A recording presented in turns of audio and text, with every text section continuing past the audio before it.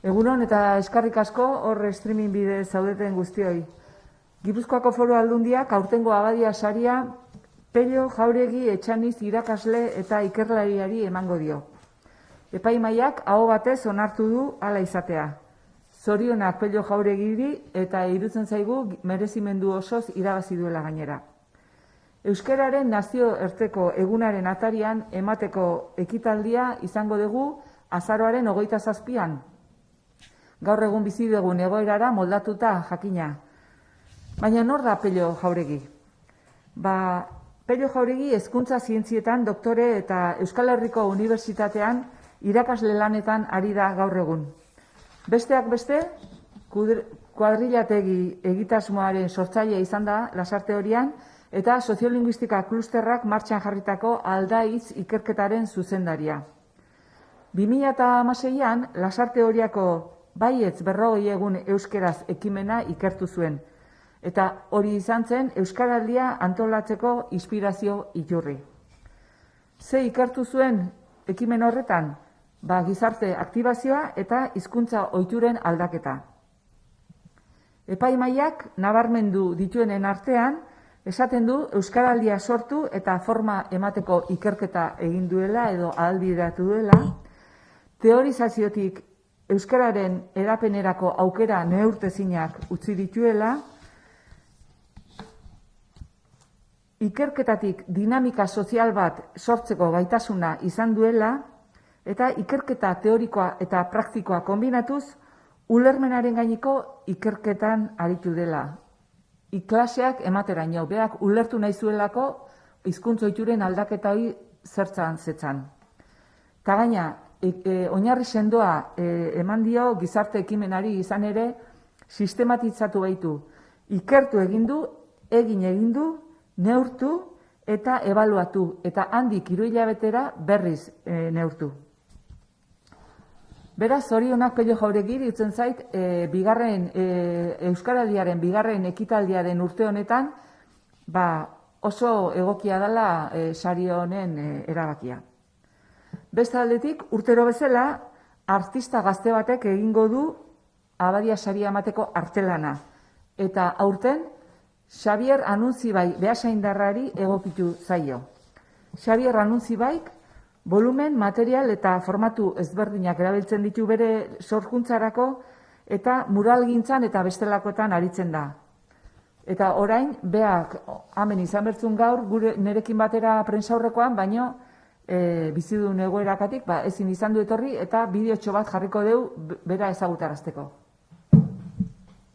Nire izena Xabier Anuntzibai da, eta aurtengo abadia saridunak, Pello Jauregik, nire artelan bat jasoko du. Niretzat sorpresa handia izan zen, Foru Aldunditik deie jaso izana, eta aldi beren bai, pozgarri jakitea, nire lana interesgarri dela, eta hori, eta esan bezala, Pello Jauregiri, eskainiko zaiola, ez da, nire lan bat. Orduan, pixkat nire lanataz hitzeitearren, bai estudioko lana eta baitare muralak jorratzen ditut gehien bat. Eta estudioko lanen, gustatzen zait, material ezberdinekin jolastea, hauen arteko loturak sortzea, eta ondoren, pinturare erabiltzen dut. Orduan, nolabait pintura eta arteko lotura bat, eta nik uste, behin baino betan komentatu izan dut, txikitatik gustoko izan dutela eskuz gauzak eraikitzea, eta nire artelanan ere hau oso agerin dau. Eta hori, bai dauketola nolabaiteko joera, saldi laburrek eta gaitz soltek erabiltzeko nire lanen, eta gehien bat euskeraz idazten dut, hori dalako nire ama hizkuntza eta nire egunerokotasunen erabiltzen detena. Orduan, egia esan, bai, pozgarri iruditu zait, Peio Jauregi, Euskaraldin sortzaile bezala, hori, nire lanetako bat ematea, eskertuta ez, bea bezalako jendek Euskaran ingurun lanketa sakona itea eta Euskaran erabilera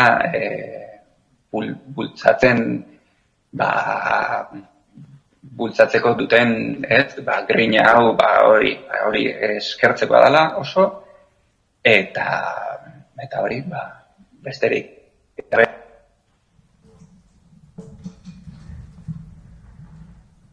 Bueno, eskerrik asko Xabierri, badakigu buru belarriari dela bere arte lan horretan eta azaroaren 27an okerrik ez bada ikusteko aukera izango dugu.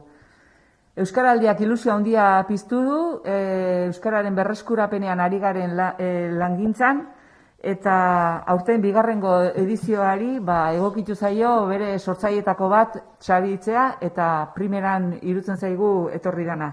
Beraz, eskerrik asko eman behar diogu Gipuzkoako Foru Aldundiaren izenean epaimahaikide guztiei egin duten lanagatik eta besterik ez. Eskerrik asko guztioi.